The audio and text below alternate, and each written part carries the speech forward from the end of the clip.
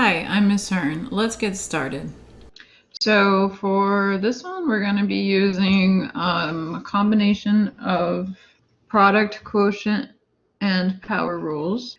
So let's just remind ourselves what those are. So the product rule of logarithms says that if you have the log of m times n, that's equal to the log of m plus the log of n. And it doesn't matter what the base is, log base b, as long as it's the same base. And then the quotient rule says that if you have log base b of m divided by n, that's the difference of two logarithms, log base b of m minus log base b of n.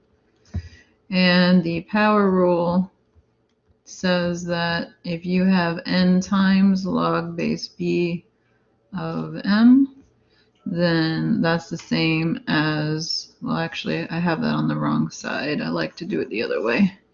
Power rule says that if you have log base b of m to the n power, you can bring the power out of the logarithm and multiply it times the log base b of m. So when we're asked to condense logarithms, we're being asked to go from the side of the formula that is bigger to the one that's just a single log. So condensing logarithms is going in this direction. So they're going to give you sums and differences of logs with possibly a coefficient out front, and we want to reverse that. So in this case, it's a little more complicated because they have a parenthesis. So if you see a parenthesis, just distribute through to get it in a form we can work with. So we have 1/2 log base 9 of x plus 1/2 log base 9 of y minus 2 times log base 9 of x plus 7. All right, the first thing you want to do when condensing, you notice the product and quotient rules. On neither side of those rules do we have any numbers in front of the log. So you have to get those numbers inside the argument of the logarithm using the power rule first. So you're going to bring this 1/2 in and have x to the 1/2, this 1/2 in, have y to the 1/2, and this 2 inside is going to be x plus 7 squared. So you have log base 9 of x to the 1/2 plus log base 9 of y to the 1/2, and then minus log base 9 of x plus 7 squared.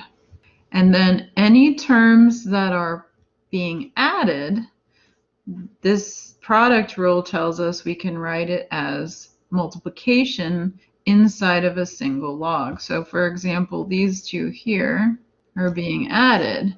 So we can think of those using the product rule as log base 9 of x to the 1/2 times y to the 1/2.